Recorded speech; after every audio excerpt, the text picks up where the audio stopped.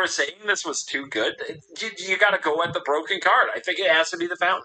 And I think if they bandaged it another way to try to make these tutor chains more difficult and tricky and to try to make the Fountain more vulnerable, I think you can try all that. Okay. And what that looks like to me is various times in Magic where they had the busted deck with the shiny new card, and they tried to ban the things around it to make it okay, and it never was. It was never okay. They always had to come for the card eventually. So if you're telling me only one thing got hit, the one thing that has to be hit is the Fountain. So I'm going to go with final answer. Final answer. All right, spiel time. So, Runic is a very interesting archetype. One thing you may have missed is that none of these cards preclude you from playing other archetypes in tandem with it. You know, I've shown you some cards that say, you know, you can only special summon monsters of a certain type or anything like that. You have the battle phase restriction, sure, but this is a very open-ended archetype in the fact that you can tie it together with other archetypes to actually make it even more playable in some instances. Beloved. So, for instance, there was a deck called Sprite, which actually relied on level 2 monsters. That was the whole theme. And Hugin happening to be a level 2 monster, and you have like 30 different ways to summon the Hugin. Most of the Sprite cards have the effect that say special summon a level... you can special summon this for free if you control a level 2 monster. So, Runic was a great pair for this because, again, you're omitting your battle phase if you're going first, that doesn't matter. You could summon a Hugin, and then now all of a sudden you can summon all your Sprite monsters because you have a level 2 monster on the field. So that was a natural inclusion in that deck. There's been plenty of other strategies that have also taken advantage of the Runic cards in similar ways. There was Manchuria Runic, there's Mistio Runic, there's like so many different variants. Unfortunately, the most popular version of this deck was Runic Stun, or Prison, for you know, all you Magic lovers out there. Basically, the other cards that this deck could play were Floodgates that would prevent the opponent from playing the game, because then you don't have to worry about like any of the battle phase restriction. Your main win condition is to just mill them out. And even if you didn't mill them out fast enough, you would just out-resource them with a card like Fountain, because you're always just constantly getting the cards back in your hand. So let's quickly run through all the different cards. Runic Tip was absolutely insane, and was played at 3 because it searches anything in the deck. Flashing Fire is also pretty decent. I don't know if you play like 3 copies of it necessarily, but the thing is that they all can special summon a Runic monster. They're basically just a 3 tutor to get to Fountain, which is like basically your win condition. So Flashing Fire is played in multiple copies. Destruction, which pops spells and traps, is like fine. The thing is, you care more about monsters than spells and traps because it's not as common. So you may like play like 1 or 2 copies of this, but you probably sideboard it if anything, just against the spell and trap. Time is precious in treating Mania. Stop bothering me with trivial matters. I don't think really saw a ton of play unless they wanted more. It's not trivial. Summon, are you here to see Michi? Feel free to take the time to look at the new supplies, too. I find myself drawn to what shines. Pearls, seashells, the white of a dove's wings, the radiance of a kind soul, and you might play like 1 of this, but it's the hope. not particularly good. Golden Droplet, I don't think ever saw play unless they really wanted more names to summon Runic monsters from the extra deck. Majority have like 20 without Droplet that you would never play this card otherwise. And then Spiking Storm also actually did see some play, because since Mill is the objective for a lot of these decks, this is theoretically the card that gets you the most mill value, right? Because you're going to be able to hit like 6, 7, 8, 9 cards, whatever. Allure sometimes saw play, but for the most part, like you said, it was kind of unnecessary because your deck already just does so much anyway, and it's basically a do-nothing card. So that's something that Yu-Gi-Oh! We don't really like to see. Like I said, maybe the purest of the mill decks would play this, but for the most part, people kind of just skipped on Allure.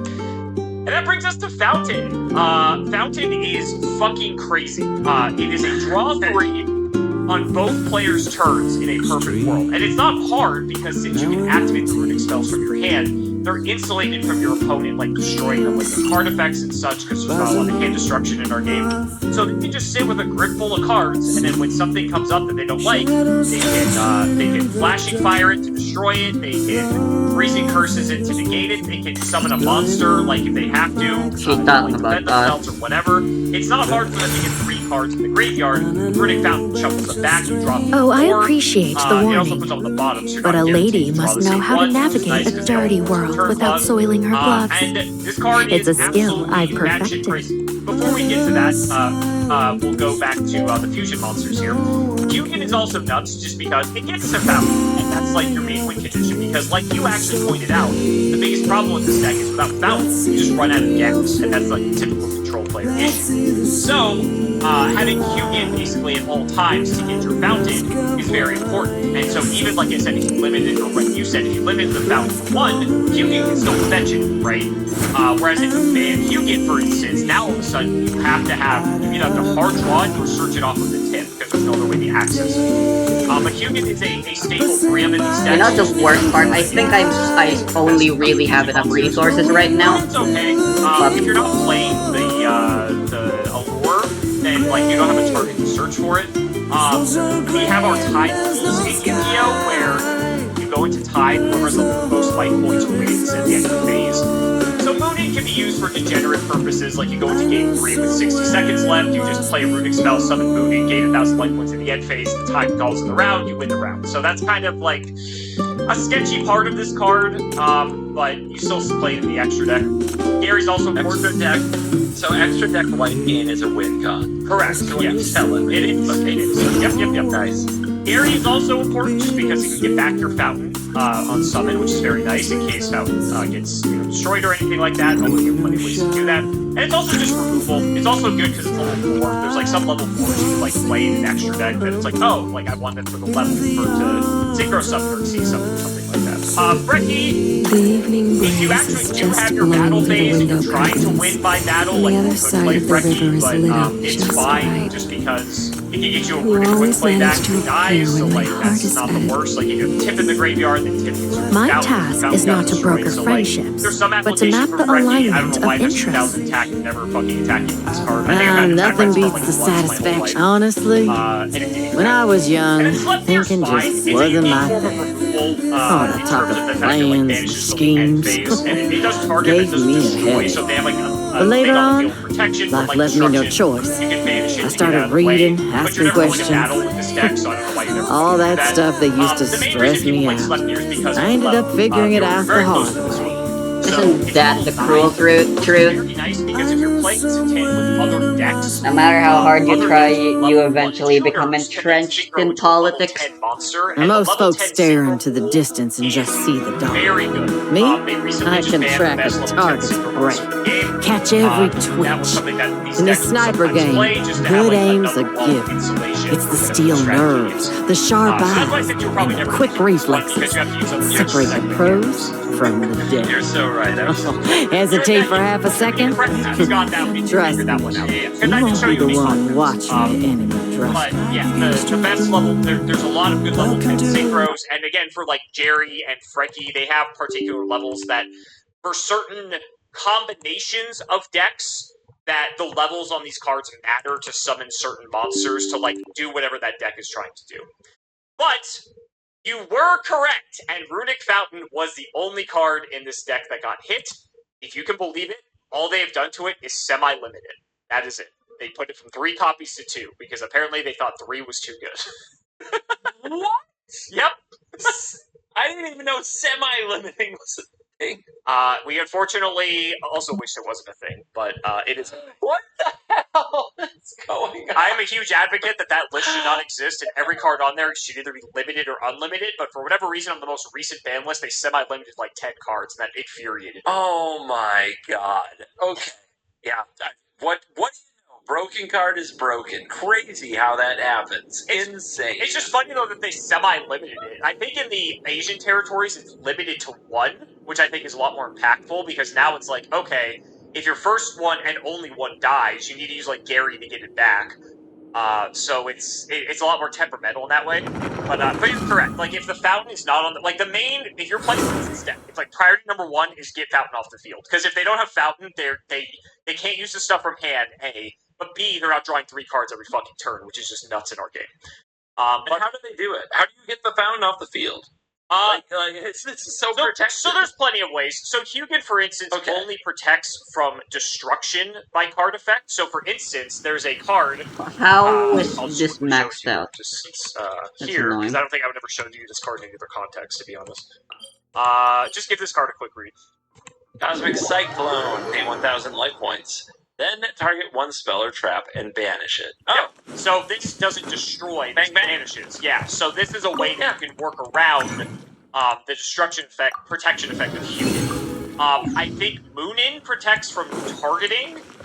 Yeah, it says when you affect that target's a runic card. So if you had Moonin out, Moonin can protect from Cosmic Cyclone. Add But Astra. the extra monster zone, you can only have one monster. So Hugin's typically what's there Thank to you get for you the fountain in the first place. So Hugin wouldn't Add protect from a card like Astra. Cosmic Cyclone, for instance. So we have specific cards you can use that aren't destruction cards to get rid of the fountain. And banishing it's very good because then it's really hard to get back in incapacity. So I have card game thoughts / complaints. okay, let's hear. We have this in Magic too. We have abilities like indestructible, and when you're a new player and you read indestructible, you're like, oh my god, finally, my awesome card doesn't just get killed. And then you like actually, and then you just have to exile it, and it's like you spend your $40 on your shiny mythic, and you put it in your deck, and you get it on the field for the first time, and they're like, oh, I didn't destroy it, I exiled it, and you're like, I hate my life. I hate my life right now so much. And it is nice that it adds like those layers to the game, but something I should be remembering to ask when we play these games is very much like, okay, how much does that line actually matter? How many ways are there to still be fair, past that in a cheeky way? I would say under most circumstances it does its job. Like, people would sideboard Cosmic Cyclone against Runic specifically to just take out Fountain. It wouldn't be something you main deck. Almost everyone's playing fucking Runic. And from a competitive perspective, Runic has had some decent success. It really just depends on like which hybrid of the build you're playing. The Sun version has been like recently the most popular way to play this deck because like the other variants are just like not as good. But historically, it's actually had a lot of success. This archetype's actually rather new. It was only printed in 2022. So it's actually done quite well in its short time in the game. And people love that it's a very unique way to play Yu-Gi-Oh! This is like more of a Magic deck, I think a lot of people would say, than Yu-Gi-Oh! I hate how unnecessarily large this place is. You might get me to play. Oh, great. You're gonna play Runic done, ladies and gentlemen. We're screwed. There's also a chance you get another React video out of me. That's true. That's very true. Oh, very cool. So what do you think? Busted cards, busted. Yeah, it was going through my head, like, looking at the art and just the general vibe of the card and everything like that of Runic Fountain while you were talking about it, it snapped in my head that this is Rhystic Study. It's just Rhystic Study. You just draw 3 cards a turn on everyone's turn.